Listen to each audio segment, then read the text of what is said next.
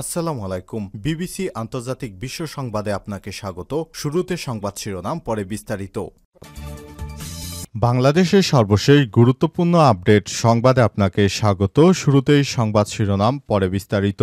প্রথমেই জানাবো আমাদের হাতে থাকা সর্বশেষ গুরুত্বপূর্ণ সবথেকে তাজা আপডেট সংবাদ। আশুলিয়া থানার সামনে ৬ জনকে গুলি করে হত্যার পর পেট্রোল ঢেলে মরদেহ পুড়িয়ে দেয়, বললেন রাজসাক্ষী আফজালুর রহমান। ওসি সাইদ এএসআই বিশ্বজিৎ সহ কয়েকজন পুলিশ আশুলিয়া থানার সামনে ৬ জনকে গুলি করে হত্যার পর পেট্রোল ঢেলে মরদেহ পুড়িয়ে দেয়। বুধবার ১৯ নভেম্বর ট্রাইব্যুনালে রাজসাক্ষী হিসেবে জবানবন্দিতে এসব কথা বলেছেন পুলিশের এসআই শেখ আফজালুল হক। আজ ৫ই আগস্ট আশুলিয়ায় পুড়িয়ে ফেলা শহীদদের জন্য কিছু করতে না পারার জন্য তাদের পরিবার ও আন্তর্জাতিক ট্রাইব্যুনালের কাছে ক্ষমা চেয়েছেন পুলিশের এই সদস্য। এরপর জানাবো নির্বাচনকে শান্তিপূর্ণ এবং আনন্দমুখর করতে সেনাবাহিনীর সহায়তা কামনা করেছেন প্রধান উপদেষ্টা। আসন্ন জাতীয় নির্বাচনকে শান্তিপূর্ণ এবং আনন্দমুখর করতে সেনাবাহিনীর সহায়তা কামনা করেছেন অন্তর্বর্তীকালীন সরকারের প্রধান উপদেষ্টা ড মোহাম্মদ ইউনূস। মিরপুর সেনানিবাসে ডিফেন্স সার্ভিস কমান্ড ও স্টাফ কলেজ অডিটোরিয়ামে আয়োজিত গ্রাজুয়েশন সিরিমনিতে যোগ দিয়ে তিনি এসব কথা বলেছেন। এদিকে যুবদল নেতা হত্যা মামলায় ২ শীর্ষ সন্ত্রাসীর আটকের কথা জানালো র‍্যাব। রাজধানীর পল্লবী থানায় যুবদলের সদস্য সচিব গোলাম কিবরিয়া হত্যা মামলায় ২ শীর্ষ সন্ত্রাসীকে গ্রেপ্তার করেছে র্যাপিড অ্যাকশন ব্যাটালিয়ন র‍্যাব। গ্রেপ্তারকৃতরা হলেন সোহেল ওরফে পাতা সোহেল ওরফে মনির হোসেন, বুকপোড়া সুজন। আজ গ্রেপ্তারের বিষয়টি গণমাধ্যমকে নিশ্চিত করেছেন র‍্যাব ৪-এর media officer major Mohammad Abrar Faisal Sadi. এবারে জানাবো আদানি গ্রুপ সিঙ্গাপুরে সালিসি আদালতে মামলা চালাতে পারবে না বলছে হাইকোর্ট। বিদ্যুৎ চুক্তি নিয়ে বাংলাদেশের হাইকোর্টে তদন্ত প্রতিবেদন না আসা পর্যন্ত ভারতের আদানি গ্রুপ সিঙ্গাপুরের সালিসি আদালতে মামলা চালাতে পারবে না বলে জানিয়েছে হাইকোর্ট। আজ রিট আবেদনকারী ব্যারিস্টার আব্দুল কাইয়ুম আবেদনের পরিপ্রেক্ষিতে বিচারপতি আফজালুর রহমানের নেতৃত্বাধীন হাইকোর্ট বেঞ্চ এ আদেশ দেয়। এবং সর্বশেষ জানাবো বিজয় দিবস উপলক্ষে কোনো ধরনের নাশকতার সংখ্যা নেই বললেন স্বরাষ্ট্র উপদেষ্টা। বিজয় দিবস উপলক্ষে দেশের মধ্যে কোনো ধরনের নাশকতামূলক পরিকল্পনার কোনো ধরনের আশঙ্কা নেই। বিজয় দিবস সঠিকভাবে পালন করতে সবাইকে উদ্বুদ্ধ করেছেন স্বরাষ্ট্র উপদেষ্টা লেফটেন্যান্ট জেনারেল জাহাঙ্গীর আলম চৌধুরী। প্রিয় দর্শক, এতক্ষণ শুনছিলেন সংবাদ শিরোনাম, এবারে বিস্তারিত। তবে তার আগে বন্ধুরা অনুরোধ থাকবে এই সংবাদটিতে একটি লাইক দিন। এই চ্যানেল আপনি নতুন হয়ে থাকলে আমাদের সংবাদটি দেখতে দেখতে চ্যানেলটি সাবস্ক্রাইব করে রাখুন। কমেন্ট করে বন্ধুরা আপনার মূল্যবান মতামত জানিয়ে দিন আপনি বিশ্বের কোন দেশ থেকে বা বাংলাদেশের কোন স্থান থেকে আমাদের সংবাদটি দেখছেন এবং শুনছেন। আর বন্ধুরা, সংবাদটি আপনার সোশ্যাল মিডিয়া ফেসবুকে শেয়ার করে বন্ধুদেরও দেখার সুযোগ করে দিন। গাজা যুদ্ধে আপনি যদি নিরীহ ফিলিস্তিনিদের ভালোবেসে থাকেন, কমেন্টে ইয়েস লিখে বিশ্ববাসীকে জানিয়ে দিন। এবারে বিস্তারিত। রাজসাক্ষী আফজালুলের জবানবন্দি।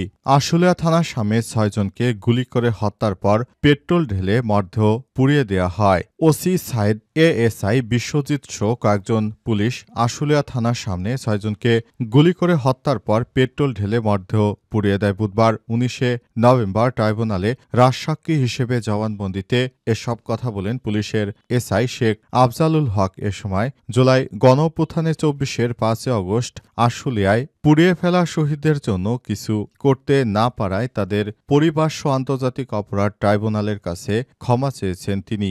এদিন আশুলিয়ায় ৬ মরদেহ পোড়ানো সহ ৭ জনকে হত্যার দায়ে মানবতাবিরোধী অপরাধের মামলায় সাবেক এমপি সাইফুল ইসলাম সহ ১৬ আসামির বিরুদ্ধে সাক্ষ্য দেন আফজালুল। ট্রাইব্যুনাল ২-এর সদস্য অবসরপ্রাপ্ত জেলা ও দায়রা জজ মোহাম্মদ মঞ্জুরুল বাসিদের নেতৃত্বাধীন ২ সদস্যের বিচারিক প্যানেলে তার জবানবন্দি রেকর্ড করা হয়। এই মামলায় ২৩ নম্বর সাক্ষী হিসেবে দেওয়া জবানবন্দিতে গত বছরের ৫ই আগস্ট ঘটে যাওয়া ঘটনার পুরো বর্ণনা তুলে ধরেন রাজসাক্ষী আফজালুল।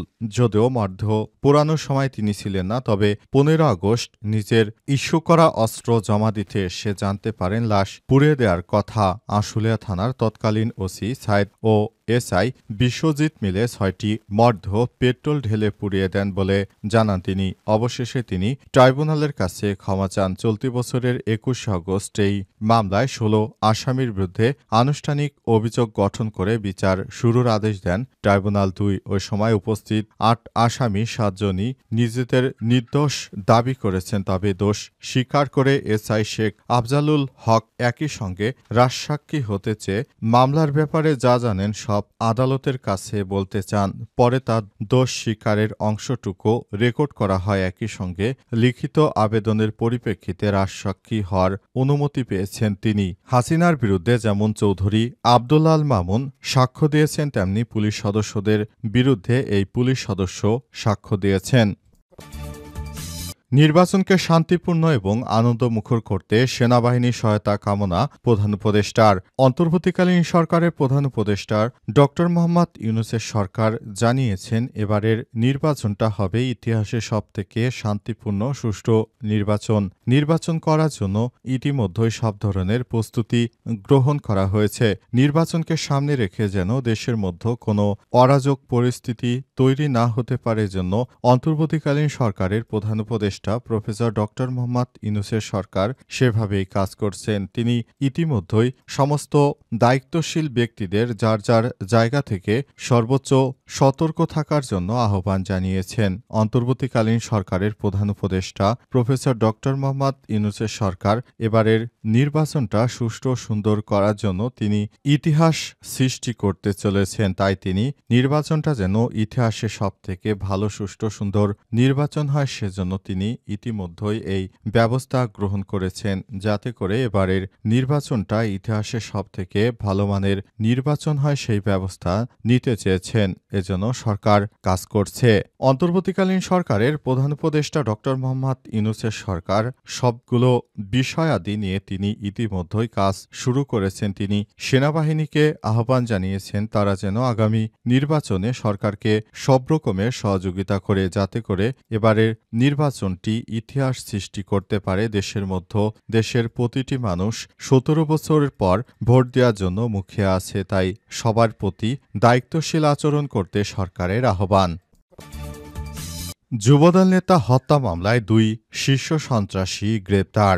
রাজধানীর পল্লবী থানা যুবদলের সদস্য সচিব গোলাম কিবরিয়া হত্যা মামলায় ২ শীর্ষ সন্ত্রাসীকে গ্রেপ্তার করেছে র্যাপিড অ্যাকশন ব্যাটালিয়ন র্যাব। গ্রেপ্তারকৃতরা হলেন সোহেল ওরফে পাতা সোহেল ওরফে মনির হোসেন ও বুকপোড়া সুজন। বুধবার ১৯ নভেম্বর দুপুরে গ্রেপ্তারের বিষয়টি গণমাধ্যমকে নিশ্চিত করেছে র্যাব ৪-এর media officer major Mohammad Abrar Faisal Sadi. তিনি জানান, গত সোমবার সন্ধ্যায় পল্লবী পুরানো থানার কাছে সি ব্লকে একটি হার্ডওয়্যারের দোকানে বসেছিলেন যুবদলের ওই নেতা।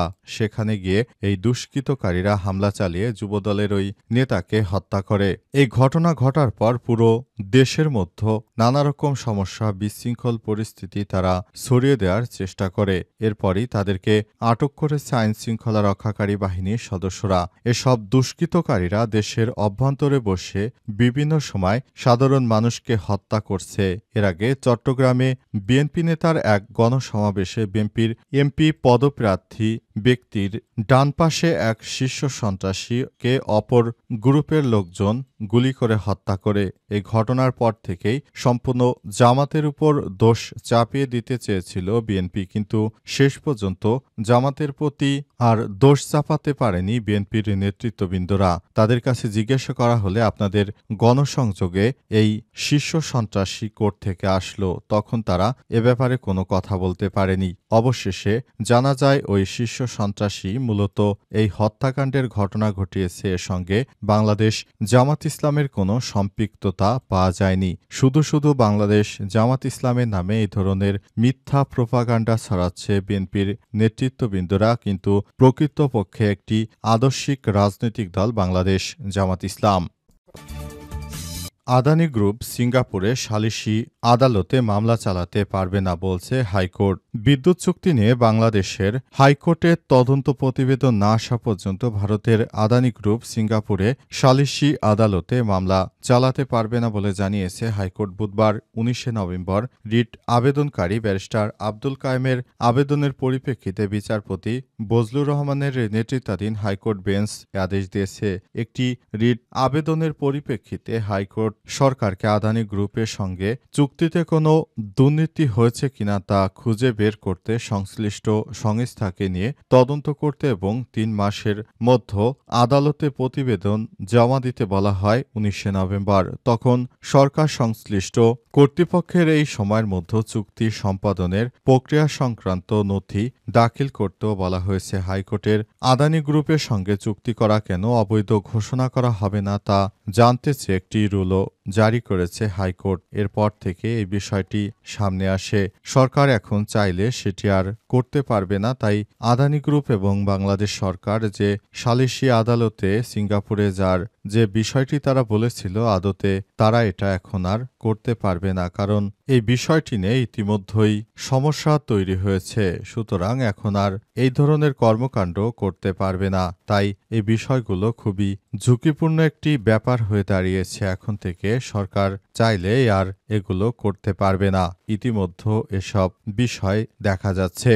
সরকারের পক্ষ থেকে এই বিষয়গুলো জানানো হয়েছে।